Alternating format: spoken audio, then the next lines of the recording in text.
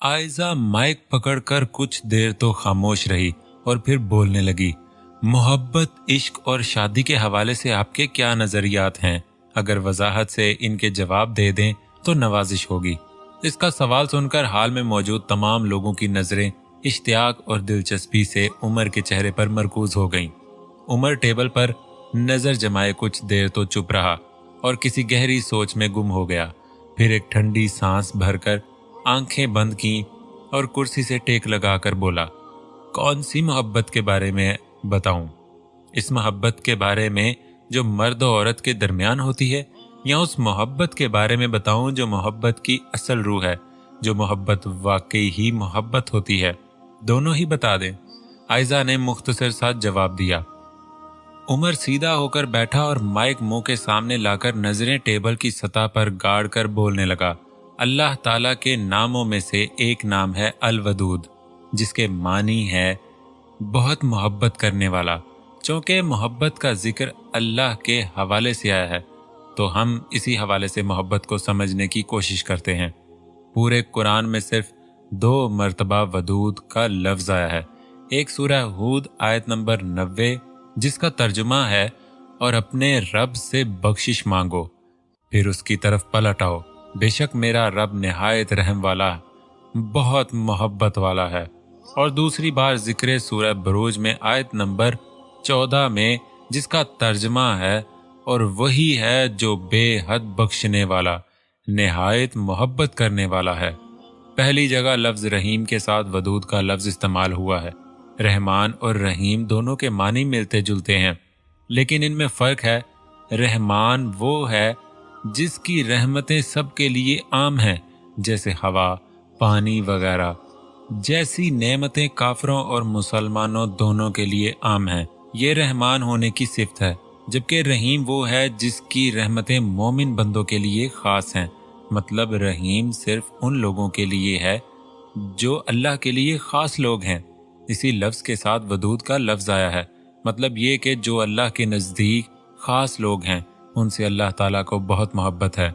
दूसरी जगह अल्लाह ने वदूद के लफ्ज़ कुछ लोगों के लिए इस्तेमाल किया है, और वो लोग कौन थे उसके लिए ये वाक़या पता होना ज़रूरी है। मुस्नद अहमद में है, रसूलुल्लाह सल्लल्लाहु अलैहि वसल्लम फरमाते हैं कि अगले ज़माने में एक बादशाह था। उसके यहाँ एक जादूगर था।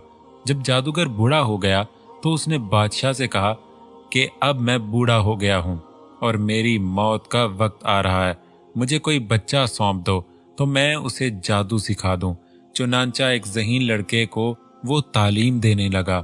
लड़का उसके पास जाता तो रास्ते में एक राहब का घर पड़ता, जहाँ वो इबादत में और कभी वाज में मशगूल होता। ये भी खड़ा हो जाता और उसके तरीके इबादत को देखता और वाज सुनता। आते जाते यहाँ रुक जाया करता था। जादूगर भी मारता और माँ बाप भी, क्योंकि वहां भी देर में पहुंचता और यहाँ भी देर में आता। एक दिन उस बच्चे ने राहब के सामने अपनी शिकायत बयान की। राहब ने कहा कि जब जादूगर तुझसे पूछे कि क्यों देर लग गई तो कह देना घर वालों ने रोक लिया था, और घर वाले पूछें तो कह देना कि आज जादूगर ने रोक लिया था। यूं ही एक जमाना गुजर गया कि एक तरफ तो जादू सीखता था और दूसरी जानिब कलामुल्लाह और दीनुल्लाह सीखता था। एक दिन वो देखता है कि रास्ते में एक जबरदस्त हैबतनाक जानवर पड़ा हुआ है। उसने लोगों की आमदो रफ्त बंद कर रखी है। इधर वाले उधर और उधर वाले इधर नहीं आ सकते, और सब लोग इधर उधर हैरानों परेशान खड़े हैं। उसने अपने दिल में सोचा कि आज मौका है कि मैं इम्तिहान कर लूं कि राहब का दीन अल्लाह को पसंद है या जादूगर का। उसने एक पत्थर उठाया और ये कहकर उस पर फेंका कि अल्लाह, अगर तेरे नज़दीक राहब का दीन और उसकी तालीम जादूगर के अमर से ज्यादा महबूब है तो तू इस जानवर को इस पत्थर से हलाक कर दे ताकि लोगों को इस बला से निजात मिले। पत्थर के लगते ही वो जानवर मर गया और लोगों का आना जाना शुरू हो गया। फिर जाकर राहब को खबर दी। उसने कहा, प्यारे बच्चे, तू मुझसे अफजल है, अब अल्लाह की तरफ से तेरी आजमाइश होगी। अगर ऐसा हुआ तो तू किसी को मेरी खबर ना करना। अब इस बच्चे के पास हाजतमंद लोगों को तांता लग गया और इसकी दुआ से मादरजाद, अंधे, कोड़ी, जिजामी और हर किस्म के बीमार अच्छे होने लगे। बादशाह के एक नाबीना वजीर के कान में भी ये आवाज पड़ी वो बड़े तहाइफ लेकर हाजिर हुआ और कहने लगा कि अगर तू मुझे शिफा दे दे तो ये सब तुझे दे दूंगा। उसने कहा, शिफा मेरे हाथ नहीं, मैं किसी को शिफा नहीं दे सकता। शिफा देने वाला अल्लाह वहदहु ला शरीक लह है। अगर तू उस पर ईमान लाने का वादा करे तो मैं उससे दुआ करूं। उसने इकरार किया। बच्चे ने उसके लिए दुआ की। अल्लाह ने उसे शिफा दे दी और बादशाह के दरबार में आया और जिस तरह अंधा होने से पहले काम करता था करने लगा और आंखें बिल्कुल रोशन थीं। बादशाह ने मुताज्जिब होकर पूछा कि तुझे आंखें किसने दी? उसने कहा, मेरे रब ने। बादशाह ने कहा, हाँ यानी मैंने। वजीर ने कहा, नहीं नहीं, मेरा और तेरा रब अल्लाह है। बादशाह ने कहा, अच्छा तो क्या मेरे सिवा तेरा कोई और भी रब है? वजीर ने कहा, हाँ मेरा और तेरा रब अल्लाह अज़्ज़ वजल है। अब उसने उसे मार पीट शुरू कर दिया और तरह तरह की तकलीफें और एज़ाएं पहुंचाने लगा और पूछने लगा कि तुझे ये तालीम किसने दी? आखिर उसने बता दिया कि उस बच्चे के हाथ पर मैंने इस्लाम कबूल किया। और उसने उसे बुलवाया और कहा, अब तो तुम जादू में खूब कामिल हो गए कि अंधों को देखता और बीमारों को तंदुरुस्त करने लग गए। उसने कहा, गलत है, न मैं किसी को शिफा दे सकता हूँ न जादू। शिफा तो अल्लाह अज़्ज़ वजल के हाथ में है। कहने लगा, हाँ यानी मेरे हाथ में है, क्योंकि अल्लाह तो मैं ही हूँ। उसने कहा, हरगिज नहीं। कहा, फिर क्या तू मेरे सिवा किसी और को रब मानता है? तो वो कहने लगा, हाँ मेरा और तेरा रब अल्लाह ताला है। उसने अब उसे भी तरह तरह की सजाएं देनी शुरू की, यहाँ तक कि राहब का पता लग गया। राहब को बुलाकर उसने कहा कि तू इस्लाम को छोड़ दे और इस दीन से पलट जा। उसने इनकार किया तो उस बादशाह ने आरे से उसके चेहरे को चीर दिया और ठीक 2 टुकड़े करके फेंक दिया। फिर उस नौजवान से कहा कि तू भी दीन से फिर जा, मगर उसने भी इनकार किया। तो बादशाह ने हुक्म दिया कि हमारे सिपाही इसे फिलां फिलां पहाड़ पर ले जाएं और इसकी बुलंद चोटी पर पहुंचकर फिर उसे इसके दीन छोड़ देने को कहें। अगर मान ले तो अच्छा, वरना वहीं से लड़खा दें। चुनांचा ये लोग उसे ले गए। जब वहां से धक्का देना चाहा तो उसने अल्लाह तबारक व ताला से दुआ की, अल्लाह जिस तरह चाह मुझे इनसे निजात दे। इस दुआ के साथ पहाड़ हिला और वो सब सिपाही लड़क गए। सिर्फ वो बच्चा बचा रहा। वहां से वो उतरा और हंसी खुशी फिर उस जालिम बादशाह के पास आ गया। बादशाह ने कहा, ये क्या हुआ? मेरे सिपाही कहाँ हैं? फरमाया, मेरे अल्लाह ने मुझे उनसे बचा लिया। उसने कुछ और सिपाही बुलवाए और उनसे भी यही कहा कि इसे कश्ती में बिठाकर ले जाओ और बीचों बीच समुंदर में डिबोकर चले आओ। ये उसे लेकर चले और बीच में पहुंचकर जब समुंदर में फेंकना चाहा तो उसने फिर वही दुआ की कि बारे इलाही, जिस तरह चाह मुझे इनसे बचा। मौज उठी और वो सिपाही सारे के सारे समुंदर में डूब गए। सिर्फ वो बच्चा ही बाकी रह गया। ये फिर बादशाह के पास आया और कहा, मेरे रब ने मुझे उनसे भी बचा लिया।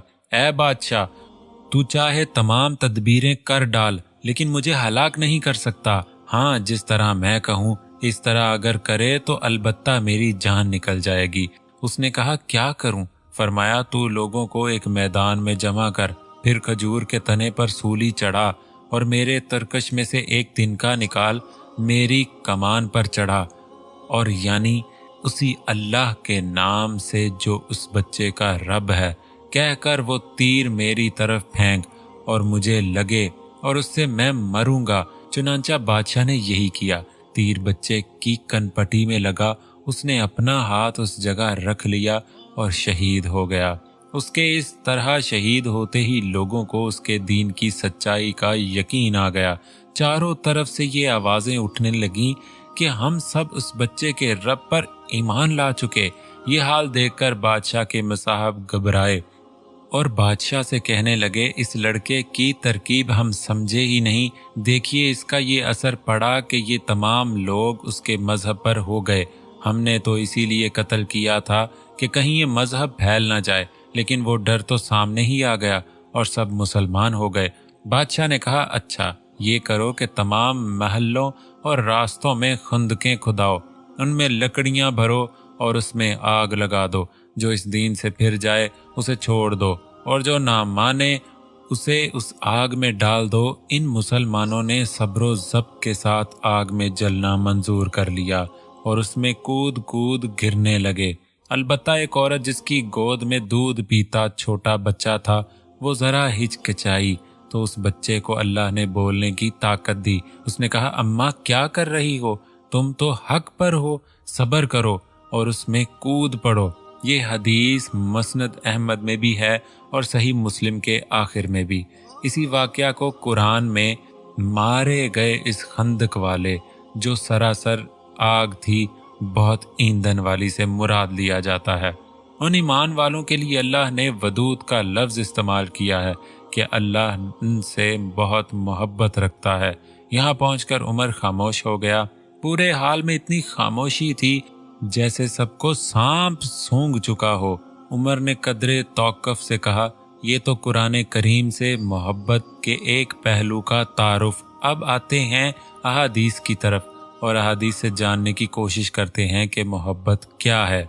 बाज़ औक़ात ऐसा भी होता है कि कुछ लोग जिनसे वाक़फ़ियत भी नहीं होती, लेकिन फिर भी उनसे लगाव महसूस होता है, दिल उनकी तरफ खींचा चला जाता है। और बाज़ मर्तबा कुछ लोग जो कि अच्छे भी होते हैं, लेकिन उनसे अजीब सी चिढ़ हो जाती है और अच्छे होने के बावजूद हमें वो अच्छे नहीं लगते। उसी के बारे में एक हदीस है कि रूहों के झुंड हैं, फिर जिन्होंने उनमें से एक दूसरे की पहचान की थी, वो दुनिया में भी एक दूसरे से उल्फत और मोहब्बत करती हैं, और जो वहाँ अलग थीं यहाँ भी अलग रहती हैं। मतलब एक लिंक है जो ना जाने कब से चला आ रहा है। मोहब्बत एक इंतहाई पाकीज़ा जज्बा है।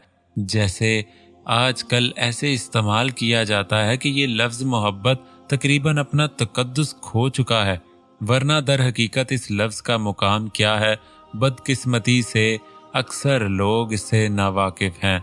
मैं थोड़ा इस मोहब्बत के लफ्ज़ का मुकाम बताना चाहता हूँ, ज़रा तवज्जो से सुनना।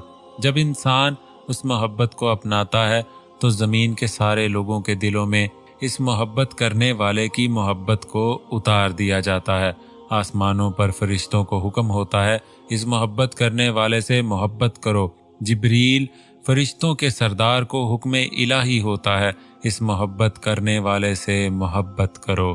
खुद अल्लाह ताला फरमाते हैं कि मैं उस मोहब्बत करने वाले से मोहब्बत करता हूँ। मैं ये कोई फ़लसफ़ा नहीं पेश कर रहा, हदीस सुना रहा हूँ। जब अल्लाह ताला किसी बंदे से मोहब्बत करता है तो जिब्रील अलैहिस्सलाम से फरमाता है कि अल्लाह ताला फ़िलां शख्स से मोहब्बत करता है, तुम भी उससे मोहब्बत रखो। चुनांचा जिब्रील अलैहिस्सलाम भी उससे मोहब्बत रखने लगते हैं। फिर जिब्रील अलैहिस्सलाम तमाम अहले आसमान को पुकार देते हैं कि अल्लाह ताला फ़लां शख्स से मोहब्बत रखता है, इसलिए तुम सब लोग इससे मोहब्बत रखो। चुनांचा तमाम आसमान वाले उससे मोहब्बत रखने लगते हैं। उसके बाद रूए ज़मीन में उसकी मकबूलियत नाजिल कर दी जाती है। बंदा किसी बंदे से मोहब्बत करता है, लेकिन इस बंदे की बंदे से मोहब्बत की वजह से अल्लाह ताला उस बंदे को वो मुकाम अता करेगा क़यामत के दिन जिस पर अंबिया और शहदा भी रश्क करेंगे। अल्लाहु अकबर कबीरा। इससे बढ़कर मैं मोहब्बत करने वाले का और उस लफ्ज़ मोहब्बत का मुकाम क्या बताऊं कि वो मुकाम है जिस पर अफजल तरीन इंसान अंबिया कराम और शहदा भी रश्क करें। ये भी मैं हदीस सुना रहा हूँ, कोई अपनी सोच नहीं बता रहा। अब समझना ये है कि बंदा किसी दूसरे बंदे से कैसे ये मोहब्बत करे कि मोहब्बत की इस रूह को पाले, मोहब्बत के इस मुकाम को पाले।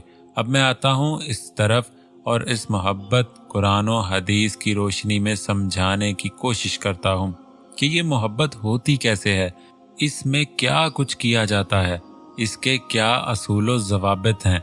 उमर इतना कहकर चुप हुआ तो पूरे एडिटोरियम में इतने स्टूडेंट्स होने के बावजूद ऐसी खामोशी थी कि ऐसा लग रहा था कि जैसे लोग सांस लेना भी भूल गए हों।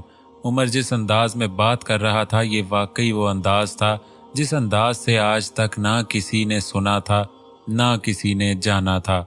उमर खामोश हुआ और टेबल पर पड़ी बोतल से ग्लास में पानी उंडेल कर पीने लगा। लेकिन ये मुख्तसर सा दौरानिया भी हाल में मौजूद लोगों पर भारी पड़ रहा था और कई स्टूडेंट्स तो बाकायदा अपनी जगह पर पहलू बदल रहे थे।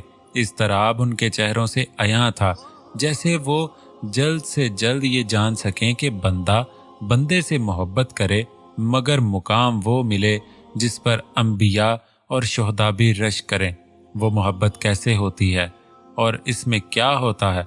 उमर ने पानी पीकर दोबारा माइक उठाया और एक ठंडा सांस भरकर गोया हुआ, ऐसे मुकाम वाली मोहब्बत का बस एक ही असूल है, एक ही शर्त है, और वो है अल्लाह की रज़ा। इसी बात को हदीस में यूं बयान किया गया है। आप सल्लल्लाहु अलैहि वसल्लम ने फरमाया कि अल्लाह ताला फरमाते हैं, मेरी अज़मत व बुजुर्गी के लिए आपस में मोहब्बत करने वालों के लिए क़यामत के दिन नूर के ऐसे मिंबर होंगे जिन पर अंबिया और शुहदा भी रश्क करेंगे। एक और जगह इरशाद है, मेरी रज़ा के लिए आपस में मोहब्बत करने वालों के लिए मेरी मोहब्बत वाजिब हो गई। अल्लाह ताला क़यामत के दिन फरमाएगा, कहाँ हैं वो लोग जो मेरी बुजुर्गी और अतायत के लिए एक दूसरे से मोहब्बत करते थे? आज के दिन के मैं उनको अपने साया में रखूंगा, और आज के दिन कोई साया नहीं है सिवाय मेरे साया के।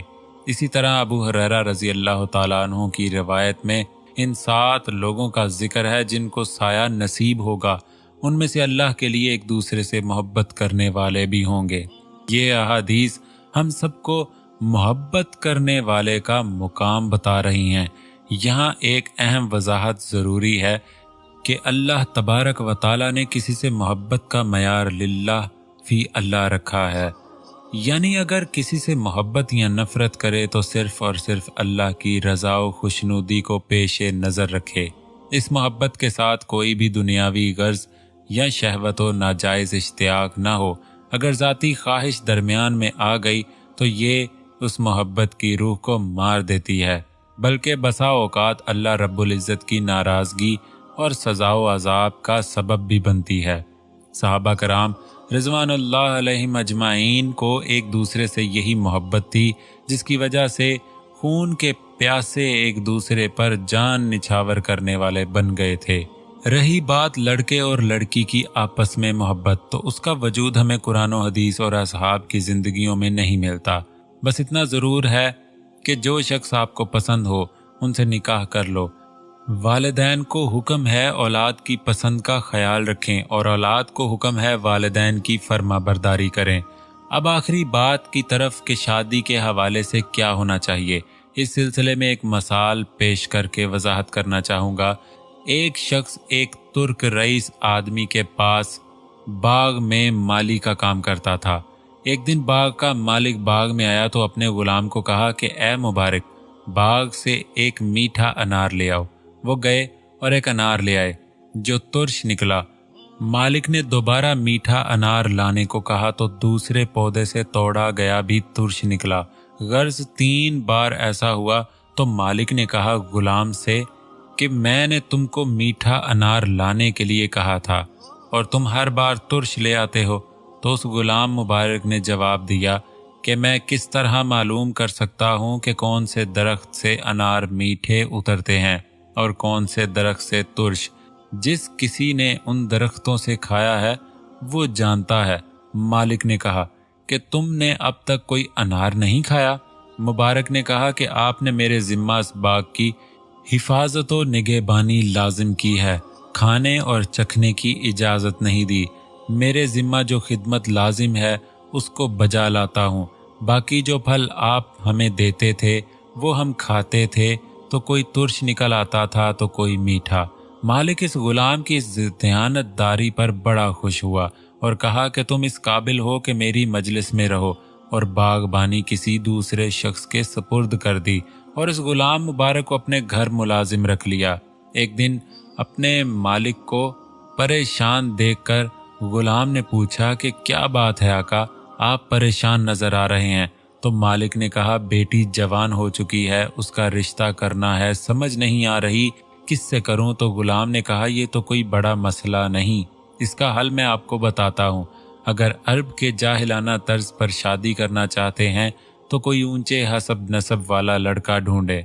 अगर आप यहूदियों के तरीके पर रिश्ता तय करना चाहते हैं तो मालो दौलत देखें क्योंकि यहूदी मालो दौलत को देखकर करते हैं।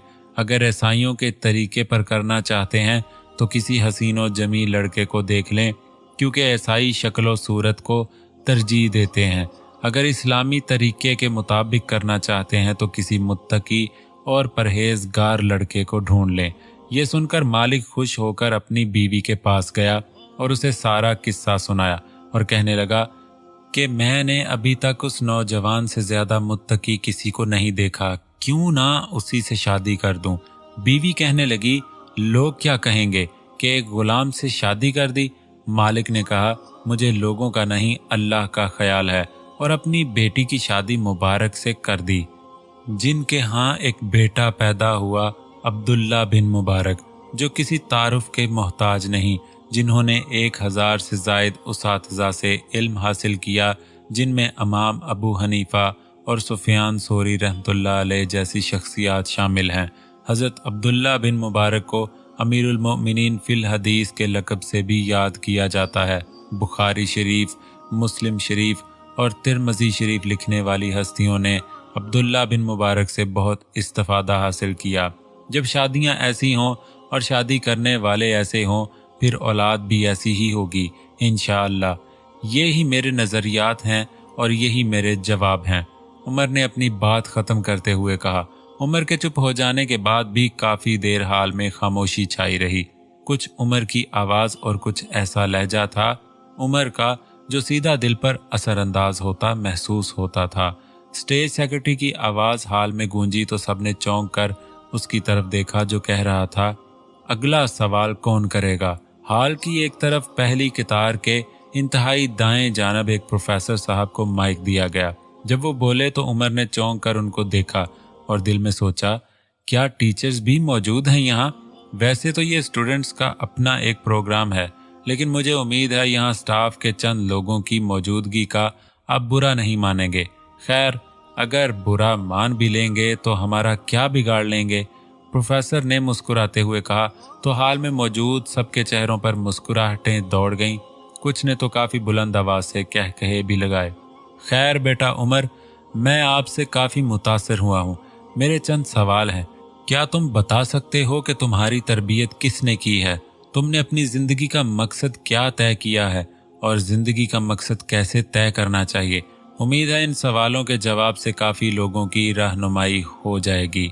प्रोफेसर साहब सवाल करके बैठ गए। उमर, उस्ताद तो उस्ताद ही होता है।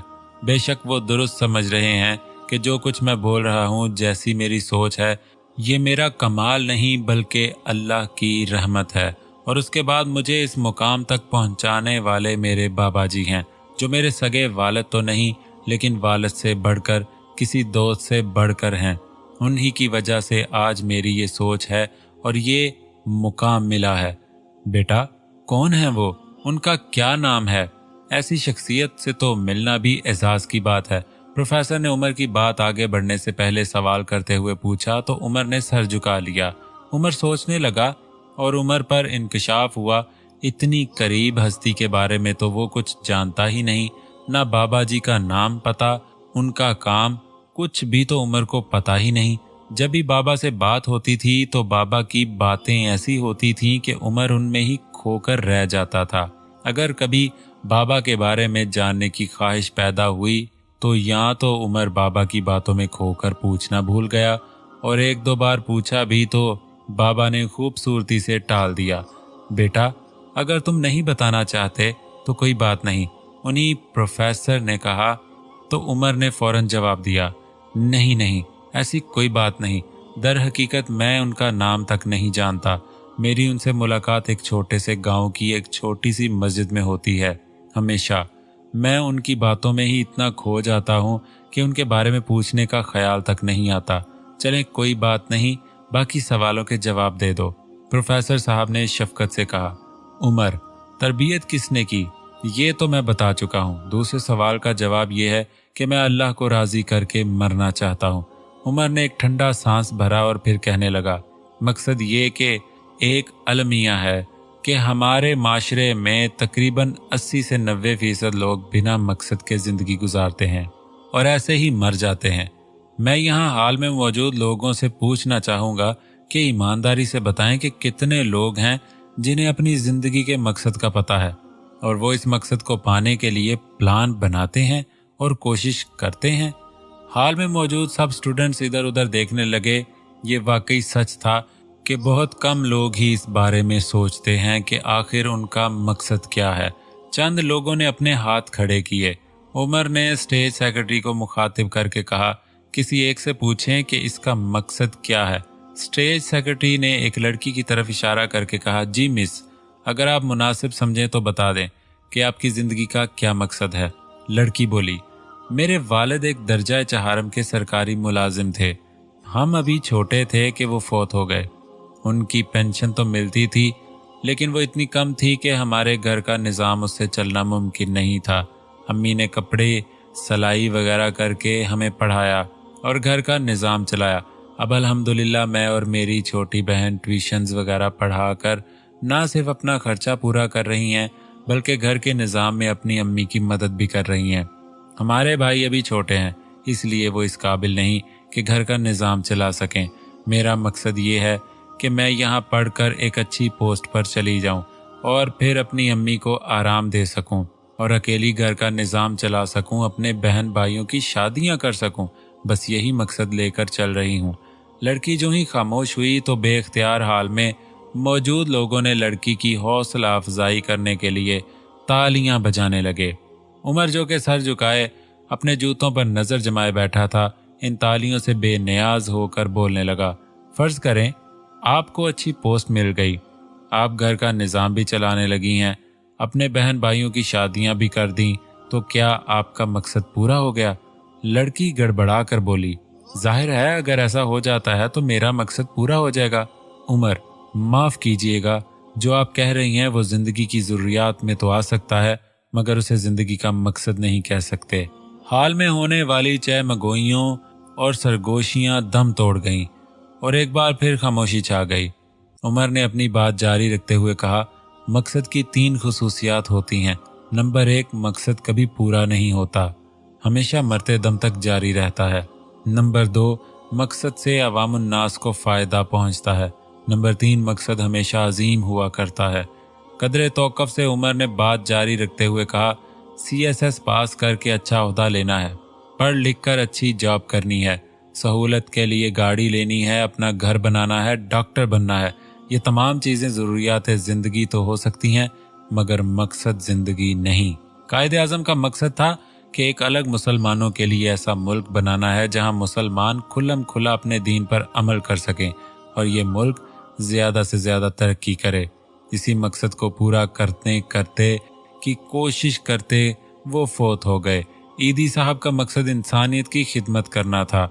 इसी मकसद को पूरा करते करते वो भी दुनिया से चले गए। ये असल मकसद होते हैं।